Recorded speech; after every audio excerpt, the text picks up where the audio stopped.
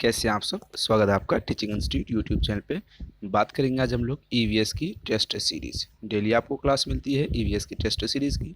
EVS की lecture video हमने आपको करवा दिया, उसके बाद हम आपके लिए सीडीपी के टेस्ट सीरीज़ आपके लिए लाते हैं, हिंदी के टेस्ट सीरीज़ डेली आपके लिए लाते हैं, इंग्लिश के टेस्ट सीरीज़ डेली आपके लिए लाते हैं, मैथ की lecture video, numerical question, pedagogy and test series, सभी कुछ आपको यहाँ पर एसएसटी की टेस्ट सीरीज एवं लेक्चर वीडियो, यानी कि टीचिंग एग्ज़ाम्स में जितने भी फॉर्मेट आते हैं, जितने भी सब्जेक्ट आते हैं टीचिंग एग्ज़ाम्स के, सभी टीचिंग एग्ज़ाम्स के लिए आपको यहाँ पर lecture video plus test series आपको मिलती रहती है।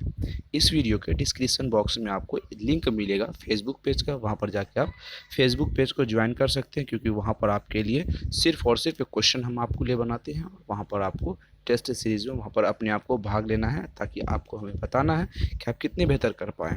उसके बाद जो अभी हम पढ़ा रहे हैं, इसकी पीडीएफ अगर आपको लेना चाहते हैं तो टेलीग्राम का लिंक इसी वीडियो के डिस्क्रिप्शन बॉक्स में, उसे ज्वाइन कर लेंगे तो वहाँ पर आपको फ्री में टेलीग्राम का लिंक भी मिल जाएगा और फ्री में पीडीएफ भी मिल जाएगी।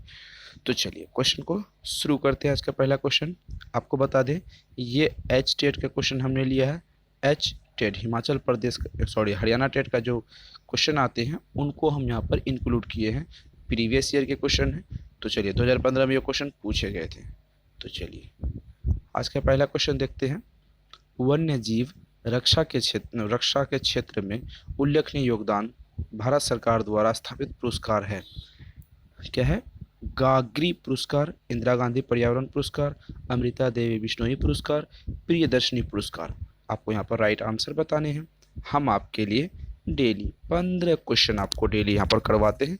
15 में से आपको यहाँ पर मिनिमम 12 करने, आपको इससे नीचे नहीं करनी। अगर आपके इससे नीचे होती है तो आपको क्या करनी होगी, आपको यहाँ पर 7634993536 नंबर पर आप व्हाट्सअप करके नोट्स ले सकते हैं। अगर आप नोट्स लेते हैं तो आपको 12 नहीं, कम से कम 14 से 15 आएंगे 15 में से, क्योंकि इसी बेस पर हम आपको यहाँ पर क्वेश्चन करवाते हैं, क्योंकि ये बेस आपके एग्जाम्स में आते हैं। ये पूर्ण तरीके से एनसीईआरटी पर बेस्ड होता है हम लोग का नोट्स।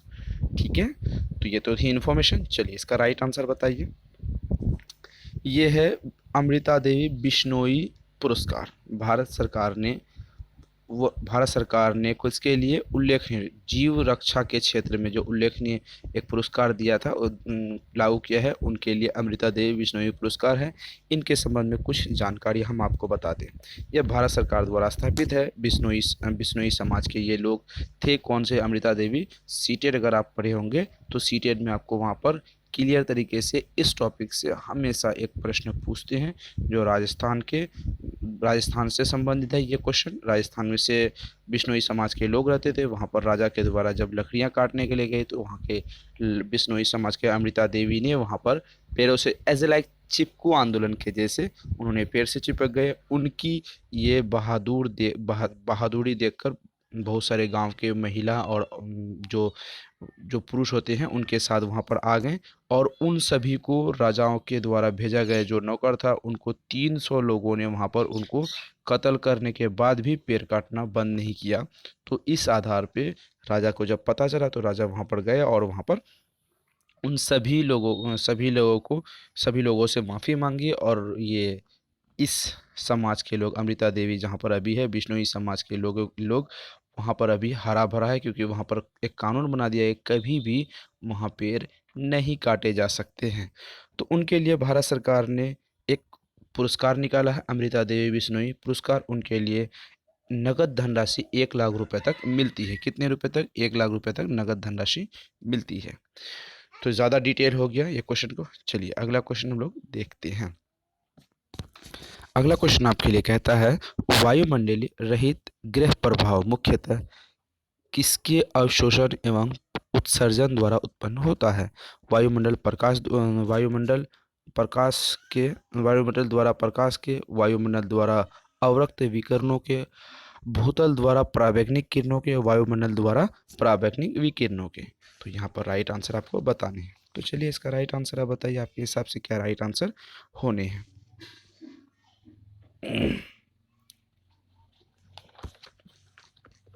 चलिए इसका राइट आंसर ऑप्शन नंबर क्या हो जाएगा, ऑप्शन नंबर यहाँ पर बी हो जाने हैं, वायुमंडल द्वारा अवरक्त विकिरणों के। आगे क्वेश्चन देखेंगे हम लोग, निम्नलिखित में कौन सा मोम, क्या है यहाँ पर, कौन सा भौम है, कौन सा भौम जल स्तर को कम नहीं करता, अपर्याप्त वर्षा, बढ़ती बर्फबारी, नलकूपों का बढ़ती संख्या, बढ़ता वन उन्मूलन।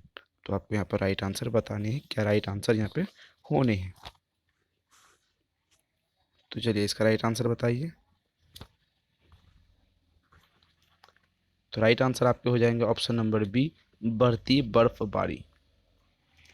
आगे क्वेश्चन देखते हैं, भारत के वैश्विक धरोहर स्थल जो एक से अधिक राज्य में अवस्थित है, कौन से हैं। ऑप्शन ए है valley of floor national park, Bharat की माउंटेन रेलवे, सुंदर नेशनल पार्क, काकला शिमला रेलवे। क्या राइट आंसर होंगे, जल्दी इसका राइट आंसर आप बताइए।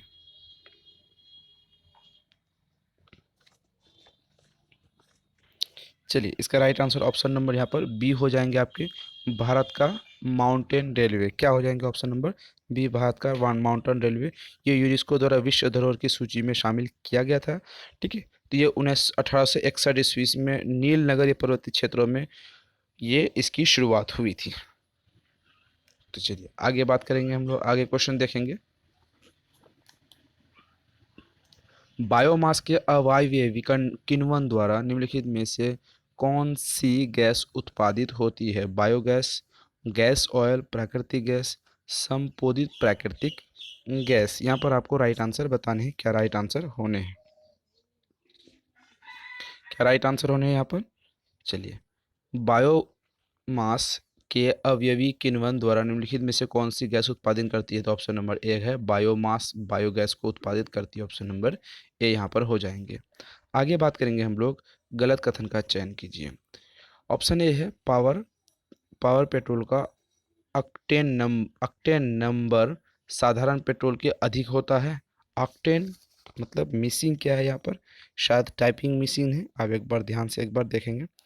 पावर पेट्रोल का ऑक्टेन, यहाँ पर ऑक्टेन नहीं होगा, मैंने कहा कि थोड़ी टाइपिंग मिसिंग है, क्या होगा यहाँ पर ऑक्टेन। ठीक है, तो चलिए अब देख लेते हैं, ऑक्टेन नंबर साधारण पेट्रोल से अधिक होता है। कार्बन फुटप्रिंट किसी उत्पाद द्वारा उत्सर्जित हरित गृह का गैसों का माप है। नवीनीकरण एवं वन रोपण एक ही प्रकार के लिए प्रयुक्त दो शब्द हैं। अगला ऑप्शन देखते हैं, ऑप्शन नंबर 4, वायुमंडलीय चार परतों की वायुमंडलीय चार परतों का सही क्रम निचले से ऊपर क्षोभ मंडल, समताप मंडल, मध्य मंडल, आयन मंडल है। क्या इनमें से एक कथन गलत कथन है, यानी कि 3 कथन यहाँ पर आपके सही हो जाएंगे। 3 तो यहाँ पर सही है और एक गलत है, उसी गलत को यहाँ पर चुनना है। तो चलिए इसका राइट आंसर आप जल्दी बताइए, क्या होगा आपके हिसाब से राइट आंसर।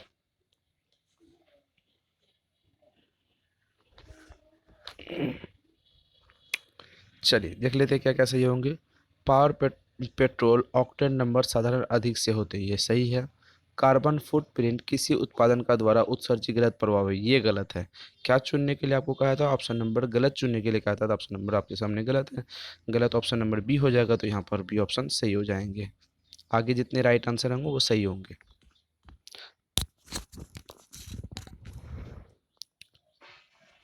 भारत वन्य अधिनियम 2017 में वृक्षों की सूची में से निकाल दिया जाने वाला पौधा है शकरकंदा, गन्ना, खजूर, बांस। कौन से वृक्षों की सूची से निकाल दिया गया है। तो राइट आंसर आप बताएंगे, आपके हिसाब से राइट आंसर क्या हो जाएंगे। चलिए यहाँ पर राइट आंसर होगा ऑप्शन नंबर डी, बांस को 2017 में, कि कब, यहाँ पे अगर सवाल आपसे पूछा है, 2017 में अगर आपसे सवाल पूछा है कब से, तो 2017 में बांस को किसकी पौधों की वृक्षों की सूची से बाहर निकाल दिया गया है। कारण, क्योंकि ये वृक्षों के मुकाबले अत्यधिक जल्दी से बढ़ जाते हैं, इसका फैलाव ज़्यादा नहीं होता, बस ये लंबे टाइप के होते हैं, ये अलग होते हैं वृक्षों की कैटेगरी से। आगे बात करते हैं, निम्नलिखित में से एक पारिस्थितिक तंत्र का जैविक संगठन को चुनिए। क्लोरोफिल, पलवक, सूर्य का प्रकाश, मृदा। तो राइट आंसर आपको बताने हैं क्या राइट आंसर हो जाएंगे। चलिए राइट आंसर हो जाएगा ऑप्शन नंबर बी यहाँ पर प्लवक। आगे बात करेंगे हम लोग, यूरिया को लेपित करने हेतु प्रयुक्त हो रहा तेल किस पौधे के बीज का है? कपास, नीम, अरंडी, होबा। क्या राइट आंसर हो जाएंगे? यूरिया को लेपित करने के लिए कौन से राइट आंसर हो जाएंगे, यहाँ पर आपको राइट आंसर बताने हैं। चलिए, तो यहाँ पर नीम कोटेड यूरिया आपने नाम सुना होगा, क्या सुना होगा? नीम कोटेड यूरिया नाम सुना होगा। ठीक है, यूरिया को लेपित करने हैं नीम का वनस्पति नाम एरिजा डी इंडिका।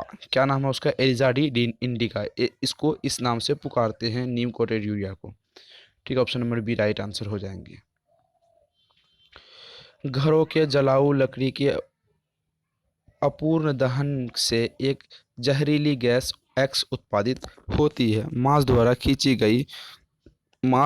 खींचे जाने पर गैस एक्स रक्त के उत्पादित पदार्थ वाई से संयोजित होती है और रक्त गैस की जेड को वहन की क्षमता को कम कर देती है, जिससे श्वसन संबंधित समस्या उत्पन्न करती है। एक्स वाई एवं जेड को पहचानिए। क्या होती है एक्स वाई जेड? चलिए इसका राइट आंसर बात जानते हैं।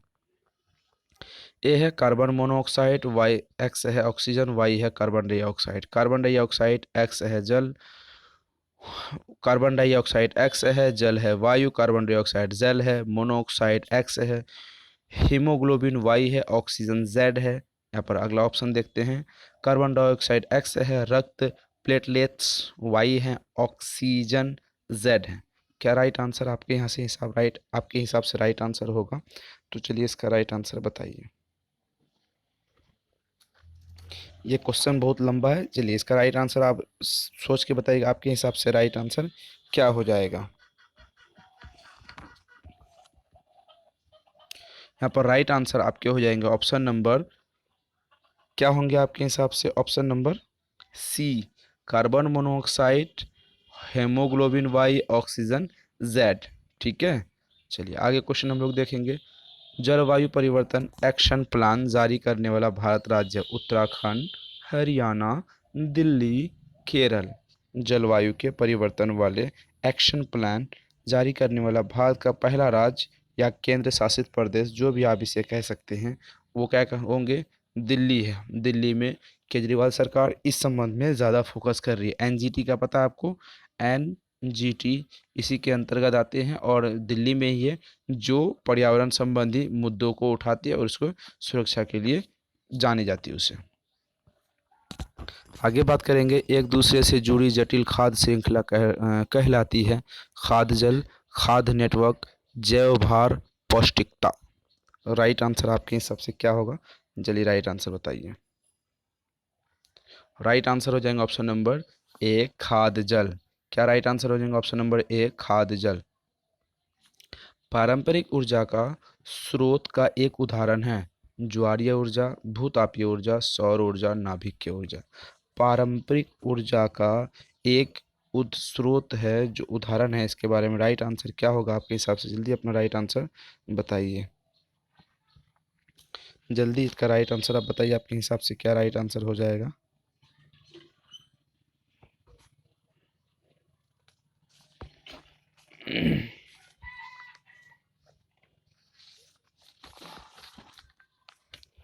चलिए इसका right answer option number D हो जाएगा, नाभिकीय ऊर्जा। ऑप्शन नंबर क्या हो जाएगा? D right answer. गलत युग्म को चयन कीजिए। नीलगिरी बायोस्फीयर रिजर्व तमिलनाडु, केरल और कर्नाटक में है। नोकरेक बायोस्टिक रिजर्व मिजोरम में है। सिमलीपाल बायोस्टिक रिजर्व उड़ीसा में है।